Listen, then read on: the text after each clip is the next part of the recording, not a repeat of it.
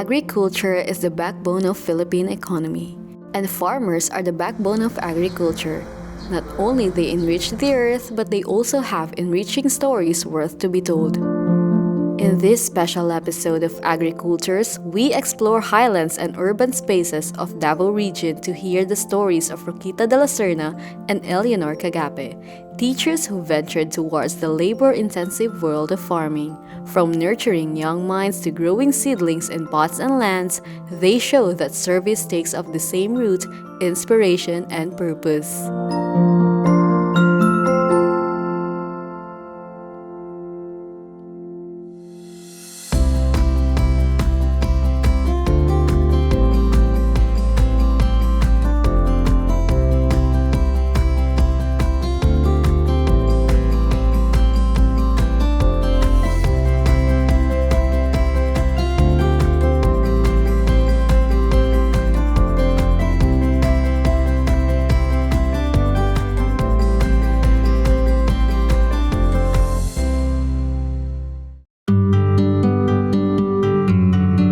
Coffee, a staple drink we consume at any time of the day. For Roquita de la Serna, it is not only a part of our daily routine, but also a huge source of livelihood. This former public teacher had grown the finest Arabica coffee in the country at Sitio Balutacay, Davao del Sur, and made her taste the right blend of success through these cherries. How did she do it? Let's find out as Mr. Celso Vergara walks us through the journey. Karon nato ang tukion ang usa ka istorya sa mga lumulupyo dinhi sa Sitio Balutacay kung asa gikan siya sa classroom karon usa na siya sa mga producers sa best Arabica coffee dinhi sa tibuok nasod. Ang Sitio Balutacay usa sa mabugnaw ug abunda nga lugar dinhi sa Davao Region. Apan dili lamang sila abunda sa volcanic soil ug sa ilahang mga pananom. Ang Sitio Balutacay abunda usab sa mga istorya sa ilang mga mag-uuma. Sulod sa kapin 3 ka dekada, si Roquita usa ka magtutudlo sa pampublikong tunghaan. Apan sa dihang siya nagretiro, usa ka bag-ong misyon ang iyang gisugdan, ang pagpananom og Arabica coffee. Unsa ka kadugay nagtudlo ug asa ka dapit nagtudlo? Primero jud akong first assignment is Jose Abad Santos. Dalaga pa ko. Sa Just yun? Alisod man kayong dalan dira, ma'am? Nagpampbot mo. Ano? Kaya pampbot niya. Kasi kusog kayong hangin.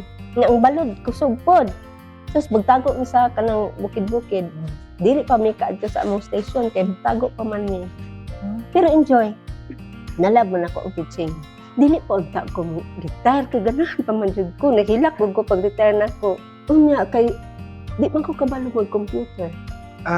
Na-retired na ka sa inyong balay. Unsay nakapaingganyo nimo nga mag-farming? Mao may maka-sustain sa among panginahanglan. So dili gid ta makaingon ma'am no nga kay nag-retire na ta murag dito na pud mag-stop na lang gyud ang imong career or ang imong mag-venture pud kaglain. Venture pud kaglain. Dili gyud sayon ang mag-ano og kape kay mag-ipo daan gikan dito sa ubos padulong diri pagkahuman mugsigan ng adlaw dito kung wala may gibulad mamulad na dito pagkahuman ana mo na ulapog ko naka-uniform na ko. Sa una ma'am nga wa pa mo kabalo ng good agricultural practices, unsa man inyong kalabanan na lang ginabuhat? Dinadiretso lang na mag-vlog sir. Ni asa ra ninyo ginabulad to ma'am? Sayo ta. Mao di ay na nga humot ang kape namo karon kay gidrying bed naman. Katong una kanang trapal nya diretso lang dito ang kuan ang kape nga amo na ipo nya not knowing nga ang kape di ay mo absorb na sila sa mga amoy-amoy. Mo nang inig mahimo na nimong kape madry maimuhan ang mapulbos. Bawo siya yuta. Apan sama sa tanang panimpalad ang pagsugod lisod. Ug mas lisod kung walay tabang, maayo na lang kay adunay programa sa gobyerno nga mitabang sa iyang paningkamot. Apan karon, lahi na gyud. Sa tabang sa Department of Agriculture ug sa Provincial ug Municipal Agriculture Office, kauban usab ang DTI ug ang mga non-government organizations, si Ma'am Rokita nakadawat og mga gamit nga nakausab gyud sa dagan sa iyang pagpanguma. Mafeel nimo nga murag ma-uplift murag mo aim na pud ka nga mosali na pud ko. Ana ba? Si Sir Saldi, mao na among gitaduol dito nga mangayo mi og kape nga ready to be planted na. Ang tagaan ni tag 200 ka punuan para sa mga daghan man mi og area. So pwede nga tagaan ni 400 ka punuan nga kuan nga daging plant. Oo. Dili lang ang local government unit, no, dili lang ang Municipal Agriculture Office, pinaagi po na sa tabang. Actually dako among pasalamat sa Department of Agriculture sa diri sa Region 11, no, labi na ang HBCDP, no, grabe gyud ang ilang support, no, dili lang kay sa mga cash, dili lang kay sa mga materials, apil pod ang sa technical. So manguna nga naningkamot sila nga tabangan kami ang atong opisina, ang atong farmers para mapadako pagyud ang ma-maximize ang production sa atong mga farmers, which leads to kanang dako nga income sa ilang part. Naami kuan dito kanang roastingan nya dito na magkuan sila magaling. Ang dito sa Balutakay, isa na siya sa ato ang pinakauna nga asosasyon sa kape nga gitagan og intervention sa Department of Agriculture. From the production, naghatag ta og planting materials, mga seedlings, as well as fertilizer. Naghatag pud ta og post-harvest machineries, equipment, para mas mapaayo pa ang ilang pagproseso sa ilang kape, and ginakapacitate pud nato sila sa pagtumong nato nga mapa-improve ang quality sa ilahang kape. Ug naghatag pud ta og capitalization or financial assistance sa ila through sa ato ang Agribusiness and Marketing Assistance Division, and inubanan sa mga lahi-lahi nga opisina diri sa Department of Agriculture. Niadtong 2025, nisalmot si Rokita sa Philippine Coffee Quality Competition or PCQC. Ug ang resulta, world class. Nag-expect ba yung kaani, ma'am, atong miagi pa nga mudaog ka mahimo kang isa sa mga best coffee farmers Wala diri sa dyan. nasod? Wala expect. Even katong pag-retire nimo na kaingon mo moabot ang panahon nga may naana. Pero maningkamot lang jud ko. Ah, Sinabangay man niya na diyan. Maningkamot lang jud ni nga ma-best ang amo ang produkto. Ana lang. kanina pa ko nahibalaan Mm. nga atong miaging tuig di ay si Janjan nag-second, si Janjan imuhang anak nag-second. Ikaw is Top 11. top 11. So naagyapon mo sa top producer sa Mm-mm. coffee din sa nasod. Kaning si Janjan, ma'am, siya lang ba ang imong anak nga ning sunod pod sa inyo nga kanang mag-farm? Kay mga babae man isa ta man na siya lalaki. Na siya lang isa. Karon ma'am, unsa pod ang inyong gibati nga sa inyong mga anak, at least naa si Janjan nga nisunod yun sa inyo Lipay gan. Siya pa pangitaan na magbayar. So, isa gid siya sa lumilihok po sa inyo. Dako siya tapang namo. Kay giinan gid nako nga. Kay kami tigulang naman ni. Ikaw na bahala sa atong bukid.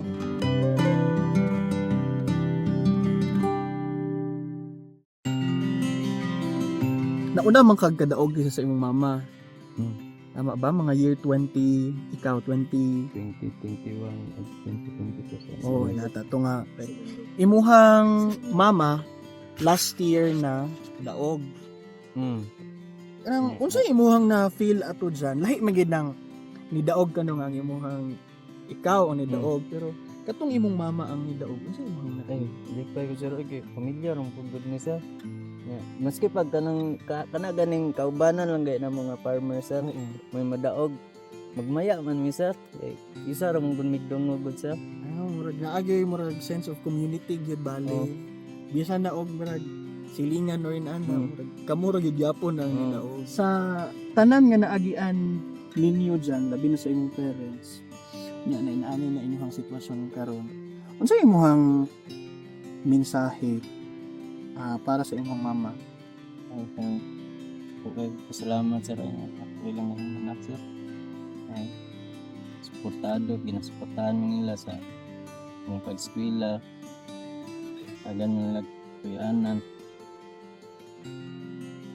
sa gugma nila. Dili nga perfecto tanang ginikanan, pero maski sa nga na ginapabati din nila sa mga importansya gan nga anak nila. Di ko may ngani dili ko tungod nila may so nakapahuman nila. Naamang yung sense of fulfillment kasi ng career as a public school teacher. Unsa pud nga fulfillment ang nahatag sa imuha sa coffee farming? Kani. Pala. Katong natapto akong anak, part of it, nagamit diri. Dako jud ang katabang sa kape sa mga. Ma'am, na-mention ni mo, ma'am, nga 15 pesos ra sa una. Yes. Ra. So, unsa naman din ang presyo karon, ma'am, per kilo? Tag 650. Katong 15, ma'am, kanus ato man tunga tuig? 90s pa. 90s. Karon 650 ang kilo sa kape. Wow. Ang iyang kalampusan dili lang para sa iyang pamilya. Kini karon usana ka inspirasyon sa tibuok Balutakay. Unsa imuhang mahuna-hunaan, ma'am? Unsa ba mga reflections nimo sa kinam? Salamat ko sa Ginoo nga gitagaan ko nila na nihatag sa mga nga grasya. Kay kung wala siya, wala gyud na nahimo. Naa sa taas nga kabukiran ang Balutakay.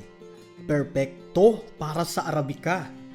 Og kini nga klase sa kape kung atong palig-unon makapauswag yun sa nasudnong industriya. Kanang bisag unsa ka kapoy sa imong trabaho, dapat i-love nimo. Kay in return, nakay grasya mo dawat. Akong gina-encourage do akong anak nga kan i-devote niya ang time diri. Kay dili ba basta-basta ang kape na karon kay tungod sa inyo nga nitabang sa mua. Mo nang akong advice pod sa mga farmers, labi na tong young farmers, mo feel gyud siya love sa coffee farming.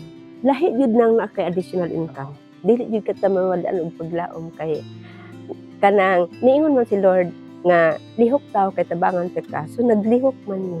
So mao na karon, mao na ning grasya gibalik sa amo. Kung unsa ka ingon nga naay pagkapait ang kape, inana katamis ang imuhang storya ug ang storya sa imuhang tibuok pamilya. Tungod pod sa kape, nakasakay pod ko eroplano oy. Di ba?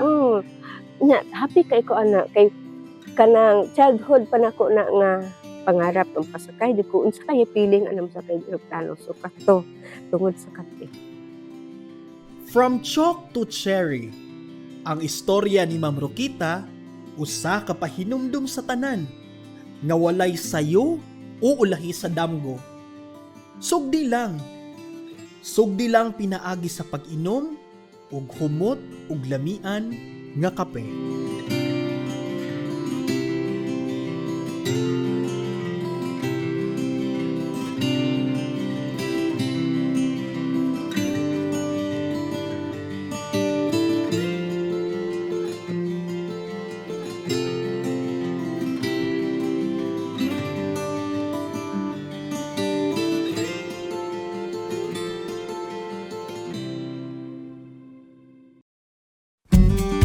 Up next, we harvest food and inspiration in the small garden of Eleanor Cagape at the city of Panabo, Davao del Sur. Another inspiring journey of a teacher by day and farmer for a lifetime, one who carries two vocations at once.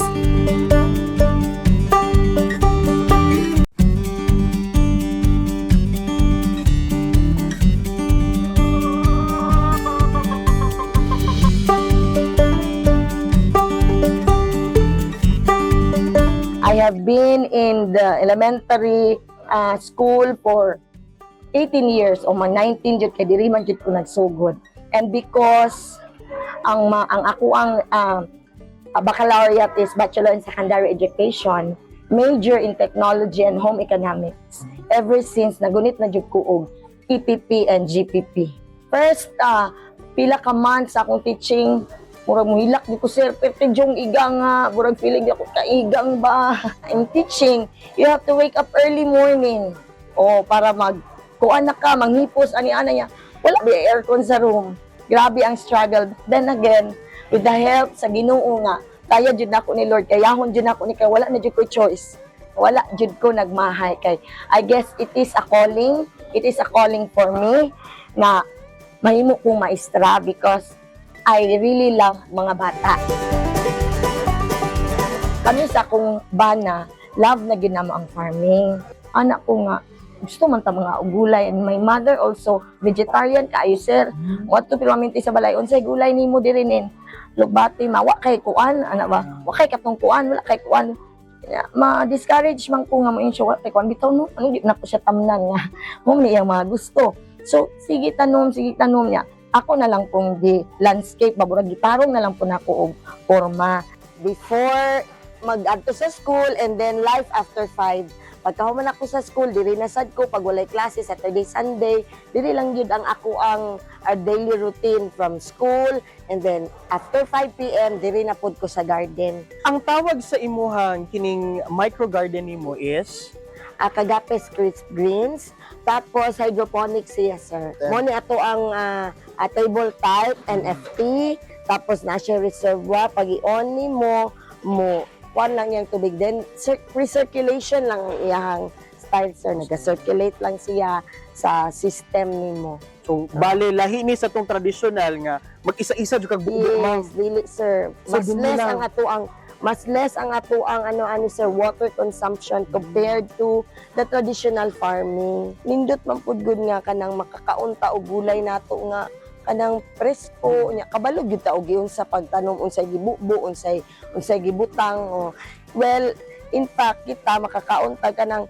wala gyud mga ingon nga kanang chemicals nga makadaot sa ato ano so kanang safe and secure ang ato ang pagkaon.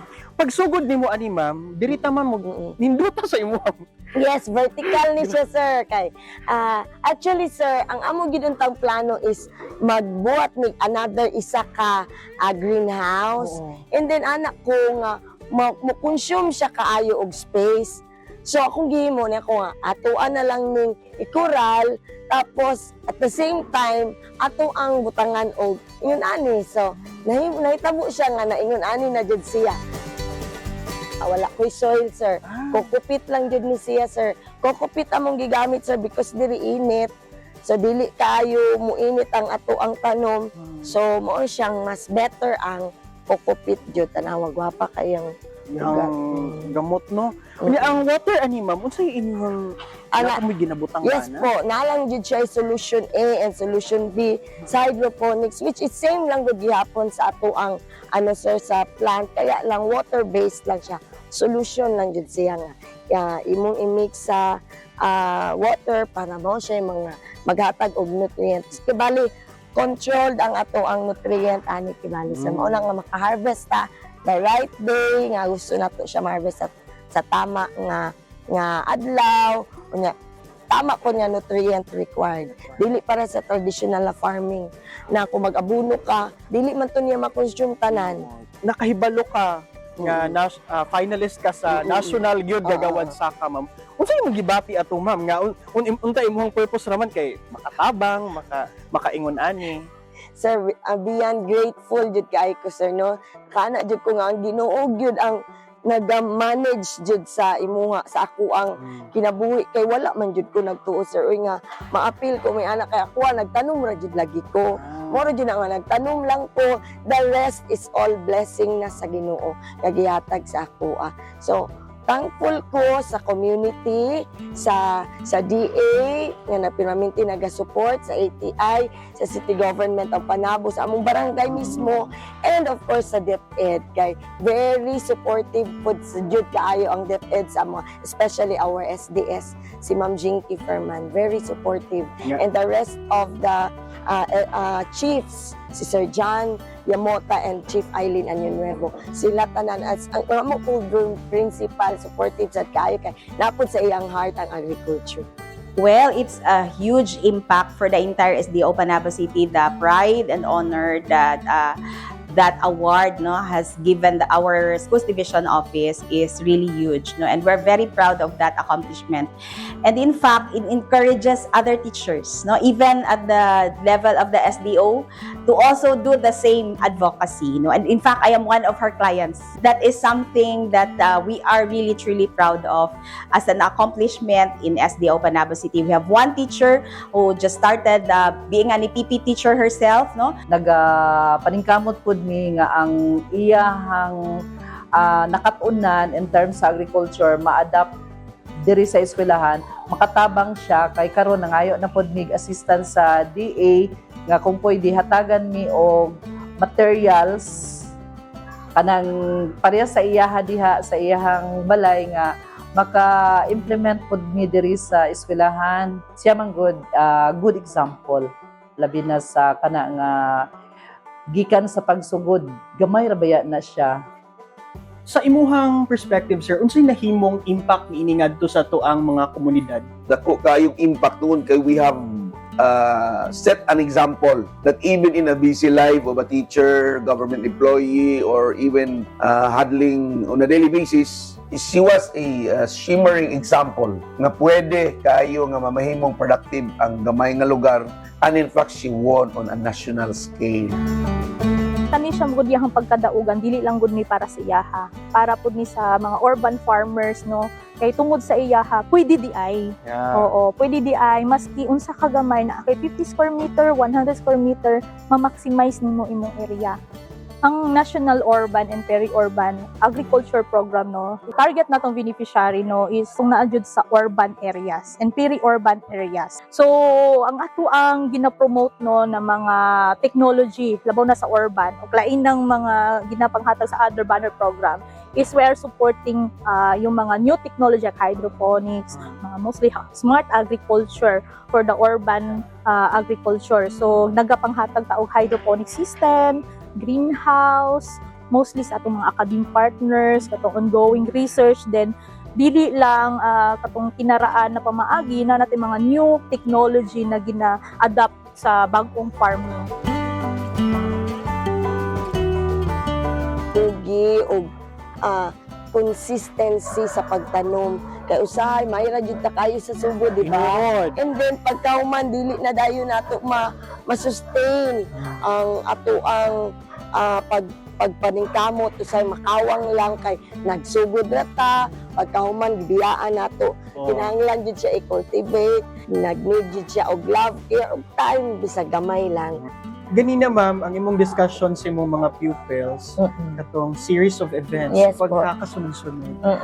Sa imuhang life karon ma'am, unsa may maingon nimo katong turning point na sa imong kinabuhi usab? Nakaingon jud ko sir nga kanang murag diri jud ko ang ako ang calling. Murag diri jud akong calling kay dagan man jud kaayo pug kuog kanang murag na ako'y mga chances unta ba nga lakaw. Pero wala jud ko nagpabilin jud ko.